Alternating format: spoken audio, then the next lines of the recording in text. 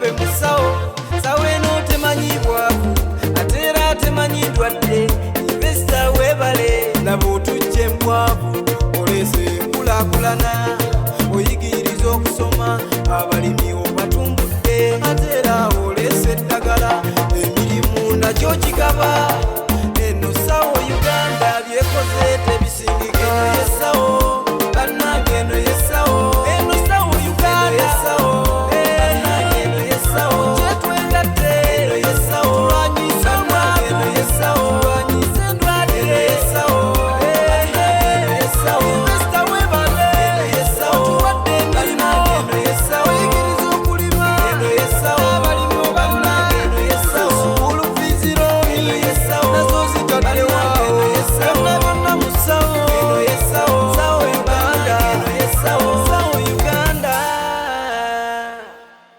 Kateeba tuvidde mu kitongole kya Sawo Uganda Investing in the Community tusazeewo okuyimirira n'abasajja n'abakyala abakosebwa embeera nnyo okusingira ddala abasomesa aba private schools bamaze ebbanga wakanga batudde bakaba ekyokulya so nga tinga Sawo Uganda company esazeewo okubaddiza ate tugenda kuyimirira n'abasumba abamaze ebbanga nga amakanisa gali mu muggalo so twebaza Mukama tutandikidde wano mu Makindi tugenda mu divisions endala ekintu kitambuza bulungi tubawadde enkota z'amatooke ziri 300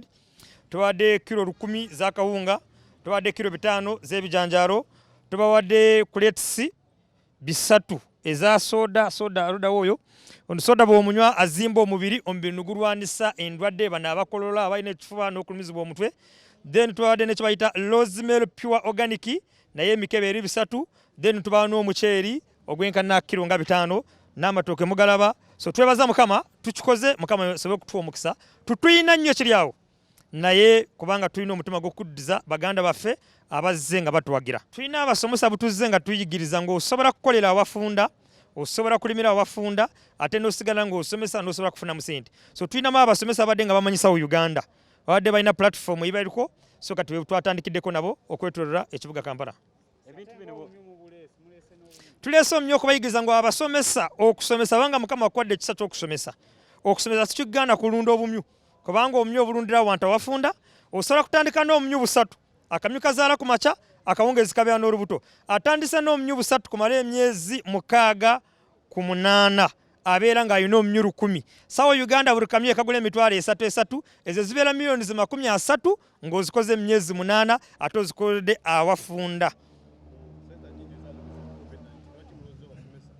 tuloza abasomesa aba private schools kubanga amasomero amangi gakyali maggale ate abasomesa bafuna sente nga bwekimanyi ate na ffenna boolaba MPs ffe ba directors ba investors ffenna twayita mu mikono y'abasomesa omusomesa kikulu we tulina okusookerako kubanga gwe musinje gw'eggwanga ebintu bino ogenda kubigattagatta buli division okwetolora ekibuga Kampala tugenda kussa miliyoni 16 ye donation yaffe tugenda kuwa donation ya miliyoni 3 ku 4 nenga tutagetize abasomesa n'abasumba kigenda kusinziira kati tusobola kutegeera abasomesa balinga bameka kubanga tosobola kumalayo abantu bonna anaaba nga ategedde anaaba nga atuuse yaafuna anaaba nga tafunye ogusa omusango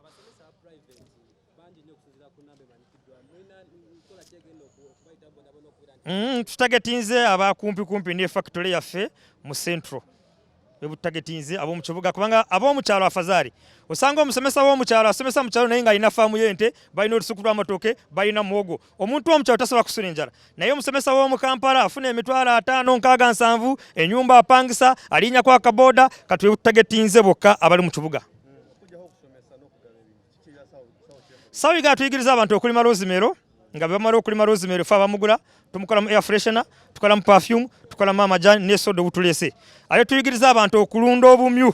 kubanga akamyu kafuuse goldi omulembe gukyuka katonda takyuka tuyigiriza abanya-Uganda ng'osobola kulimira abafunda osobola kulundira abafunda n'ofunamu nnyo okusinga ina acres ne acres z'ebintu ebirala so kati okutagetinga bano abasomesa abadde babeera mu kusomesa kwokka n'abasoma babeera mu kyaki kyokka nga tubayigiriza ng'osobola kubeera n'ekanisa ate oli omusomesa n'obako project y'okola so kati tubagabidde emmere ntuleta n'omyu nga tubayigiriza n'ekyokukola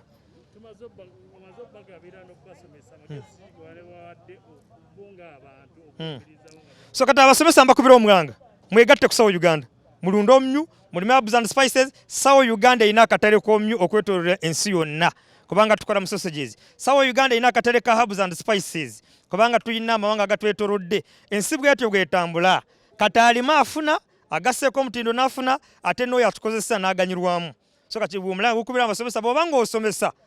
omulimu ogumu tugukyamala mu mulembe guno ogutulimu.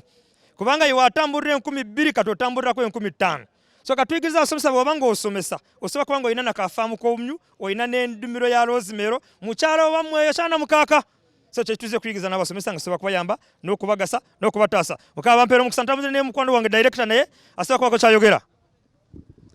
Amanya n'eddoboozi Apostle Silas Mugonza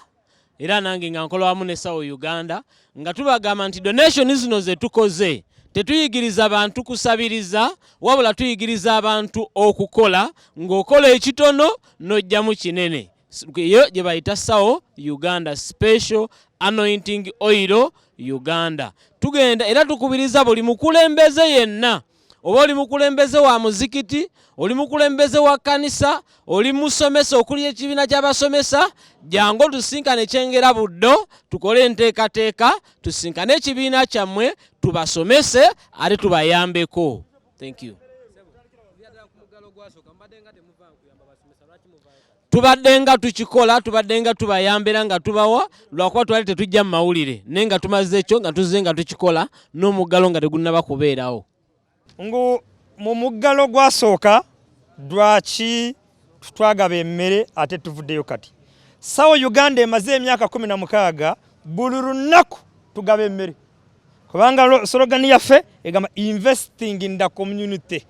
Tugaba emmere buli lunaku. N'omuggalo gwasooka twagaba emmere kubanga abakamera twabayita ffe tubadde nga tuleese emmere abakamera tubasanze wano ono akulira abasomesa yaleese ffe buli lunaku tugaba emmere tuleese n'abasomesa nga baze kutwala emmere kubanga tuddiringira mu mmere. So kati obugaga bwonna obutukola kubanga ssente zaava mu kanisa 50% tugiziza mu communities nga Sawo Uganda. Gavumenti twebaza Mukama ku lwa gavumenti kubanga gavumenti ya President Museveni yaleeta emirembe. Kati ngava bayina amakolero nga bayina factories